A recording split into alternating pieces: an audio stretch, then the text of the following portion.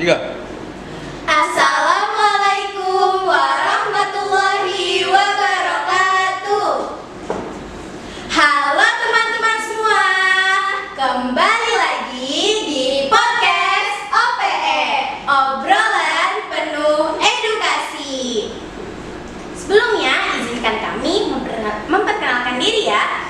Halo teman-teman semua, perkenalkan nama aku Haura Asmagaida dari kelas 9I. Di sini aku sebagai host 1 dan rekan aku. Halo teman-teman semua, aku Bintang Azra Kira dari kelas 8B sebagai host 2 yang akan menemani Kak Haura. Nah, di sini kami akan memandu podcast kali ini. Teman-teman, kalian pasti sudah tahu kan bahwa sebentar lagi kita akan mengadakan pemilihan ketua OSIS dan wakil ketua OSIS periode 2025-2026. Oleh karena itu, kita memiliki topik spesial teman-teman. Kira-kira apa ya? Yap, betul sekali, yaitu mengenai pemilihan ketua dan juga wakil ketua OSIS periode 2025 hingga 2026. Karena topiknya sudah spesial, tentunya tamunya juga harus spesial dong Bintang. Iya dong. Nah, kita kedatangan tamu spesial, yaitu tamu dari pasangan calon nomor urut 2. Halo semua, perkenalkan nama saya Derin Adrian, saya dari kelas 8F sebagai calon OSIS periode 2024, 2025 sampai 2026. Sedangkan Saya Nindya Syafitri dari kelas 7C sebagai calon wakil ketua OSIS periode 2025 sampai 2026. Halo Derin, halo Anin. Selamat datang ya di podcast OPE. Langsung aja ya. Nah, tentunya sebagai calon ketua dan calon wakil ketua OSIS, kalian tentunya pas mencalonkan diri mempunyai alasan dan motivasi kan? Kira-kira apa sih alasan dan motivasi kalian sehingga kalian berani untuk mencalonkan diri sebagai ketua dan wakil ketua OSIS? alasan aku karena aku punya visi misi yang jelas, siap bekerja keras dan selalu mendengarkan aspirasi bagi teman-teman. Serta aku juga percaya bisa bekerja sama dengan semua pihak sekolah untuk mewujudkan hal yang positif. Dan motivasi saya yaitu saya mencalonkan diri sebagai calon wakil ketua OSIS adalah untuk membantu ketua karena ingin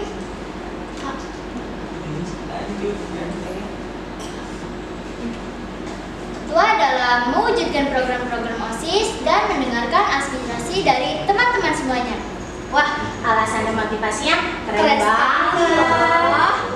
Kalian sebagai calon ketua dan juga wakil ketua OSIS pastinya memiliki visi dan juga misi kan?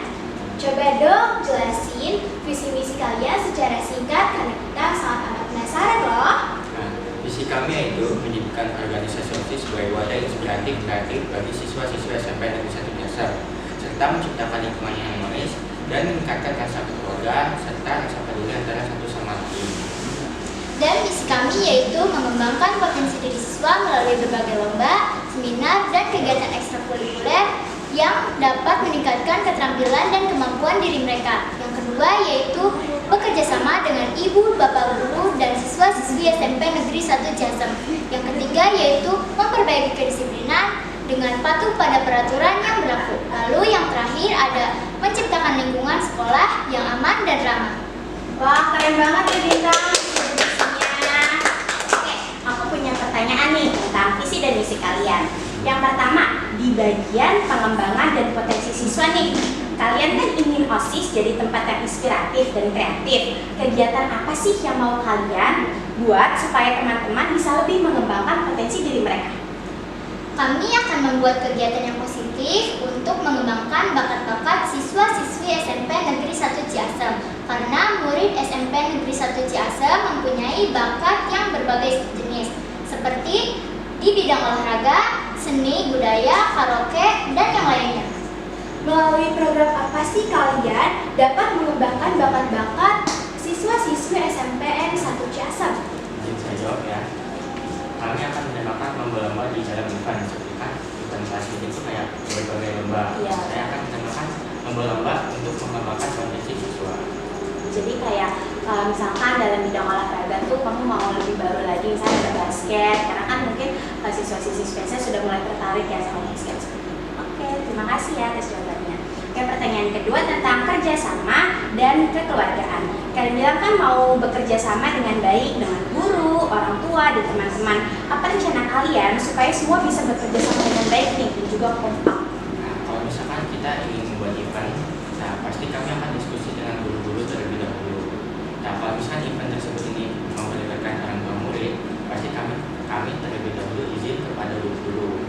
Nah, kalau misalkan sudah dibolehkan melibatkan orang tua murid, nah di situ kami juga akan memperbolehkan siswa-siswa SMP Negeri 1 Biasa memberi ide ataupun kritik. Selain cara itu, apakah ada cara lain untuk bekerja sama antara keluarga, sekolah?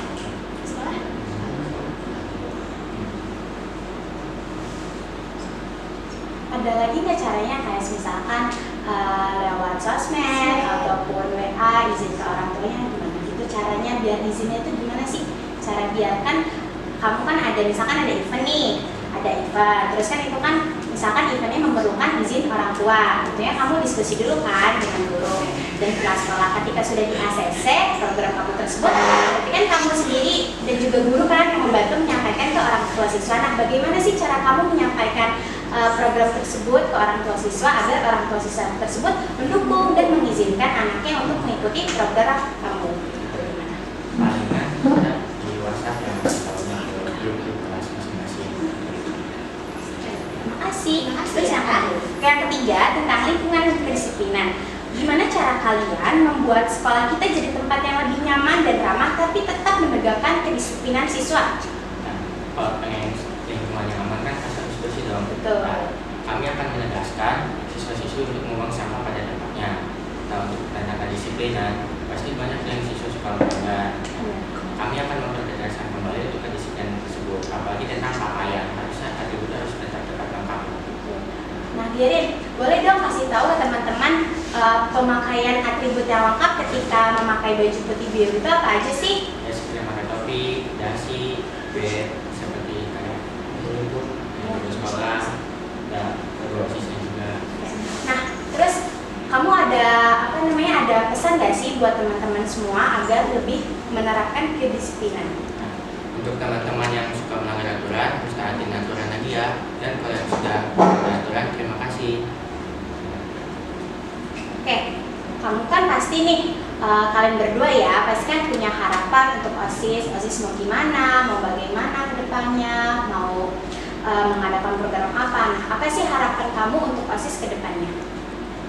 Untuk OSIS untuk kedepannya supaya lebih baik lagi, untuk meningkatkan kinerjanya lagi lah. Kalau dari Ani, apa harapan kamu? Semoga kedepannya lebih baik lagi. Terus masih kan ada OSIS yang suka melanggar aturan dan semoga itu bisa lebih baik lagi ke depannya. Kalian kan mencalonkan sebagai wakil ketua dan juga wakil. Pasti memiliki persiapan yang sangat matang dong. Kira-kira persiapannya apa saja sih? Mungkin kayak kita latihan bareng ya, kayak untuk pidato buat tampil nanti kampanye. Palingan kayak kita komunikasi di WhatsApp. Kalau dari Ani, persiapan apa yang kamu siapin? Sama seperti Kak Gerin, berlatih bersama, komunikasi di WhatsApp, ya pokoknya selebih dari itu. Nah, buat kalian berdua nih, menurut kalian seberapa penting sih kerjasama antara ketua dan wakil ketua OSIS itu? Menurut aku ya penting banget kerjasama karena untuk menunjukkan OSIS ke depannya itu kayak gimana. Kalau misalkan kita nggak kerjasama, yang ada kayak Tambah OSIS itu. berantakan nantinya.